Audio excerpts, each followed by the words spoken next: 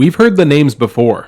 Bob Lazar, David Grush, Phil Schneider, all famous for blowing the whistle on the UFO phenomenon. We've also heard the phrase, "I can't talk about that.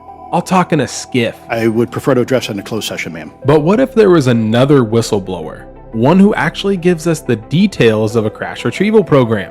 We're talking crashed UFOs, recovered non-human intelligent beings, telepathic communication with these beings, and more. A man whose testimony spans decades, and whose interviews contain details consistent with what insiders are only now starting to talk about. Tonight, we're taking a deep dive into Sergeant Clifford Stone, the whistleblower almost nobody talks about, but maybe we should. I know we're not alone in the universe. I know that the absence of evidence is not evidence of absence. It's evidence that has been denied to the American people.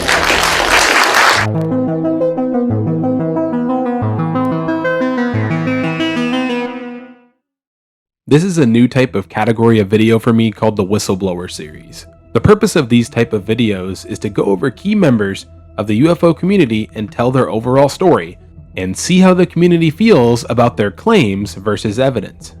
Similar to my event investigations, let's try to create a community where we can speak freely about how we feel, even if we disagree with each other.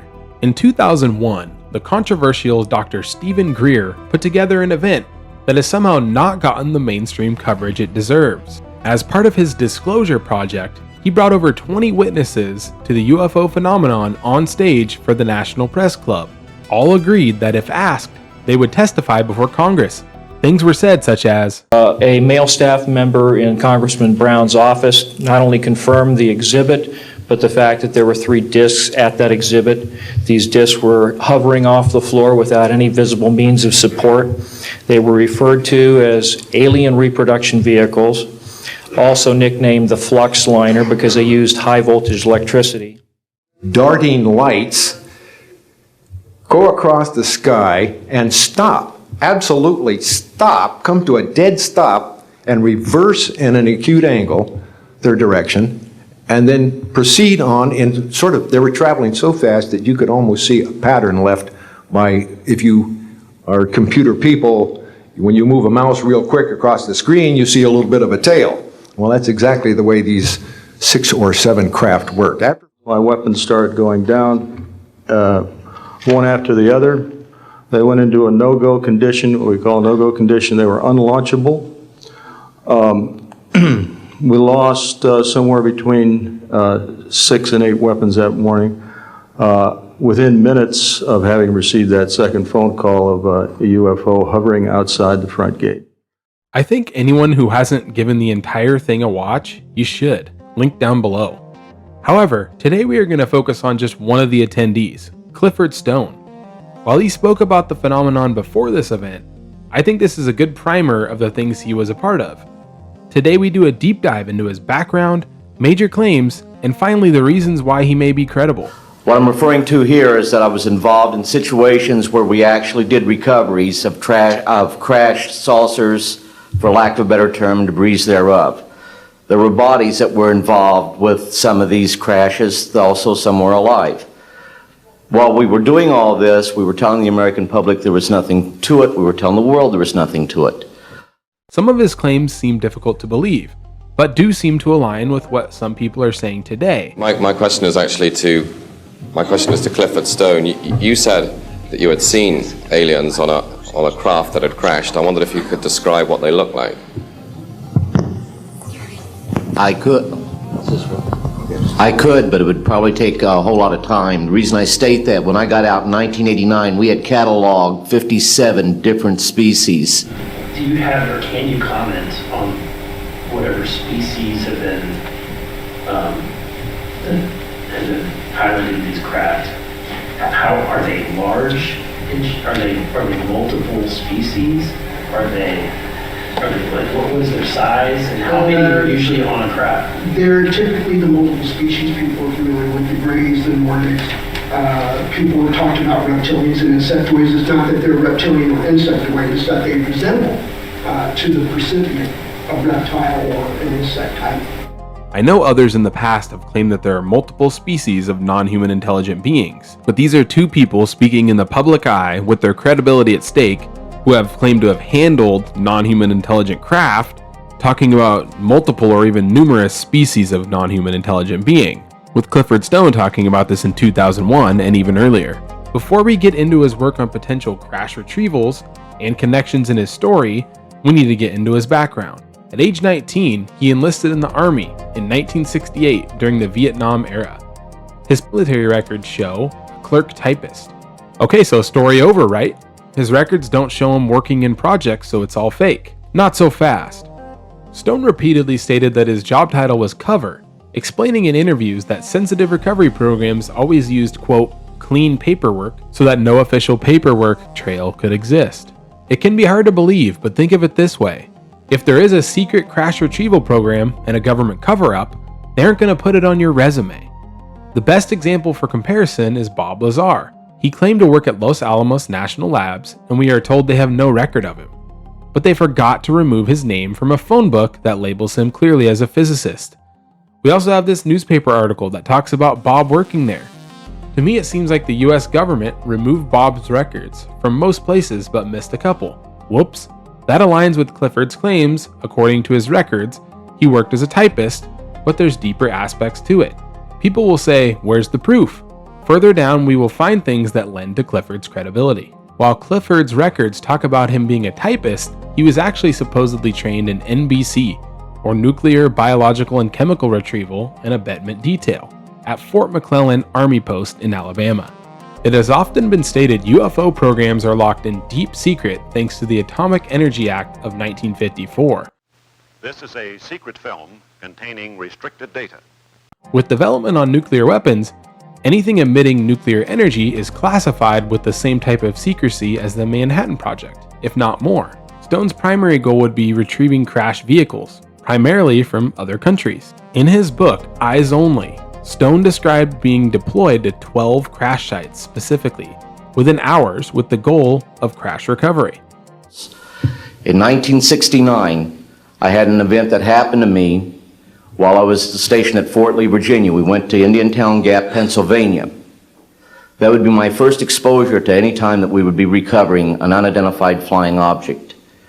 When we went there, we already had people that was already in the facility. We were a backup team, which was supposed to be NBC because there was supposed to be some nuclear materials that was on board this craft. Later on, most people involved were to be told that there was nothing on board it. It was nothing more than just a crash of one of our aircraft. I know better because I was one of the people that approached it with a Geiger counter to get surface readings. I was the first person to go ahead and see that there were bodies on it. That would be the first of approximately 12 events. UFO crashes are not events that take place every day. They're rare.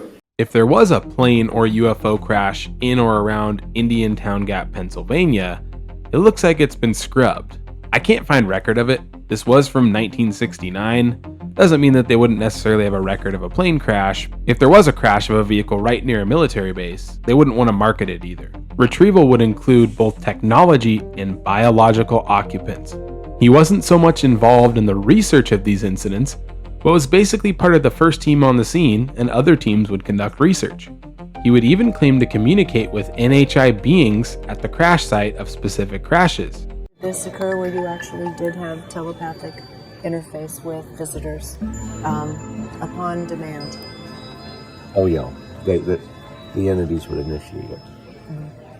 And sometimes they'll be very emotional. Now, this is not something that happened often. I heard you say in your talk that these kinds of crash sites, these things don't happen often, but they did happen. Oh yeah, they happen. You had a real job in the military. And when these events happened, if you were in that area, then you were called up. There were people who that was their sole purpose. And these people would show up, but they would be in total control.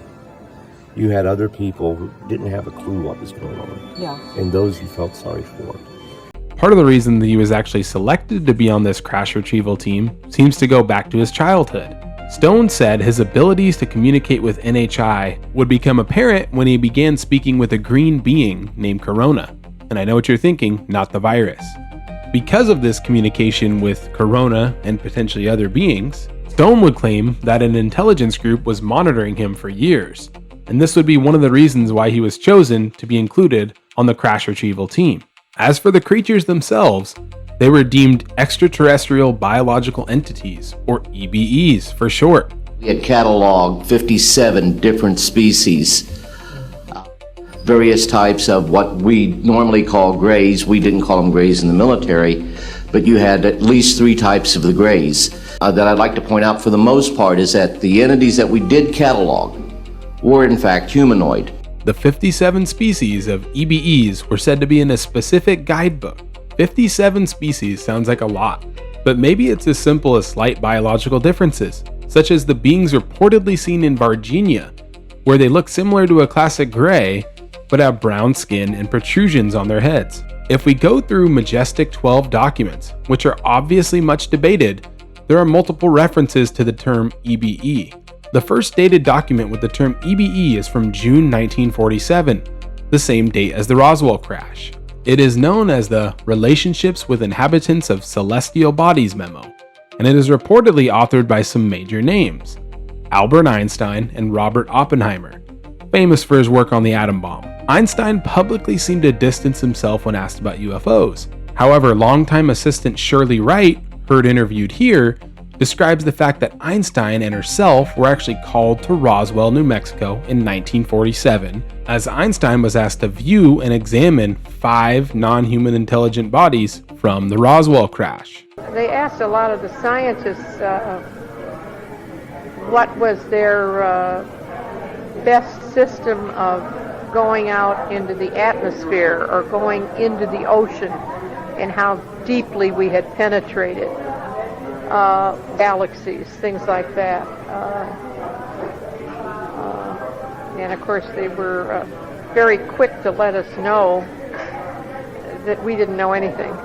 I highly recommend listening to the full interview with Shirley Wright down below. It's fascinating if nothing else. Long story short, if it could be confirmed that Einstein and Oppenheimer wrote this document and used the phrase EBE in the process, that could raise the credibility of both Stone and even the MJ-12 documents. Some of them at least. Clifford would also discuss medical procedures, or lack thereof, conducted on the EBEs at a crash site. This kind of reminds me of the Special Operations Manual, or Psalm 101, of the MJ-12 documents, specifically the section speaking about medical care being required on beings found.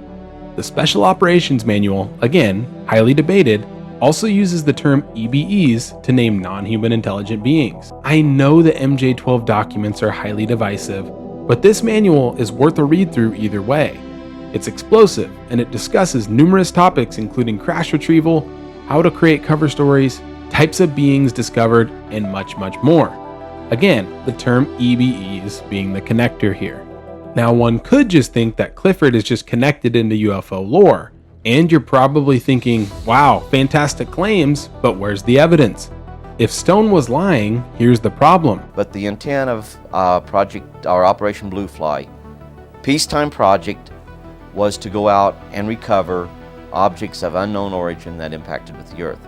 Later it would be expanded in 1957 to cover all objects of unknown all objects of unknown origin, and it would become part of what they would call in the 1957 October timeframe, Project Moondust.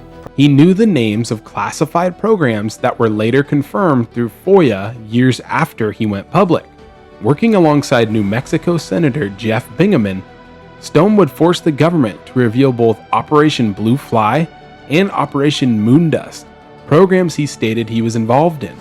Stone would clarify that in documentation, these programs were designed to recover non-US craft, which could mean things like attempted Soviet satellites crashing to Earth, but also, quote, objects of unknown origin.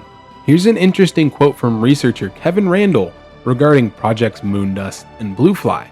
Lieutenant Colonel John E. Madison of the Congressional Inquiry Division, Office of Legislative Liaison wrote, "There is no agency, nor has there ever been, at Fort Belvoir, Virginia, which would deal with UFOs or have any information about the incident at Roswell. In addition, there is no Project Moondust or Operation Blue Fly," end quote. The government would then be caught in a bit of a whoopsie here after a FOIA would reveal Operation Moondust did exist, and it was also mentioned in Project Blue Book files multiple times. Project Blue Book being the official study of UFOs led by the US government. After evidence is revealed lending credence to the existence of these programs, Colonel Mattingly Jr. wanted to amend the statement suggesting that Moondust actually did exist. Mattingly would then write, "In 1953, during the Korean War, the Air Defense Command organized intelligence teams to deploy, recover, or exploit at the scene of downed enemy personnel, equipment, and aircraft. The unit with responsibility for maintaining these teams was located at Fort Belvoir, Virginia.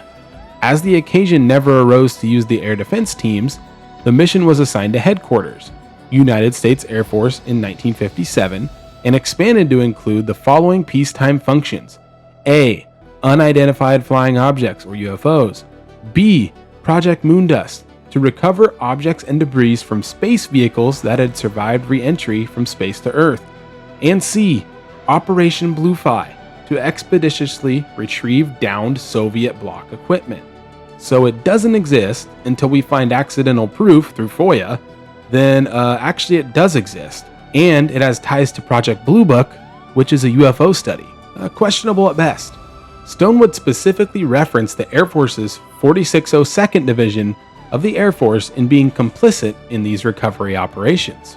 Stone spent over 22 years fighting to extract documents from the Army and Air Force, some of which had never been acknowledged before he filed for them.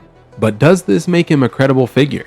Researchers such as Stanton Friedman and Kevin Randall would label Stone as a researcher, but seemed to distance themselves when Stone started to claim to be a part of crash retrieval teams. It could simply mean he's followed breadcrumbs of information about the Air Force's 4602nd and eventually leading him to Bluefly and Moondust, while also building on his narrative from suggested documents like MJ-12. His stories would seem to ramp up as the years went on. He was involved with crash retrievals, saving an alien, shooting at a different alien in Vietnam, and saving fragments of UFO material by hiding it in his shoe. At that time, I got my M16, pulled it up. You normally don't carry your weapon on full automatic. I put it on full automatic and I started to fire, and I yelled out, "VC, VC," and that was to alert the other troops that we were no longer alone, that there were a number of little guys there, I'll put it that way. Well, everyone else started to shoot, but our bullets was having no effect. If all this is true, he's had a wild lifetime of UFO and alien encounters. Personally, even if he was just a researcher, he dedicated large parts of his life to push the US government to reveal what it knows about UFOs. He was integral in helping to reveal the existence of both Bluefly and Moondust. While we may never get to the truth on if he was a part of a crash retrieval team or not, his interviews are fascinating, and I recommend listening to them to see what you think. Thanks as always for watching, everyone. The support for this channel has been awesome, and I really appreciate all the kind words. Let me know if you have everything extra on Sergeant Stone or anything you want to see in the future. Stay curious.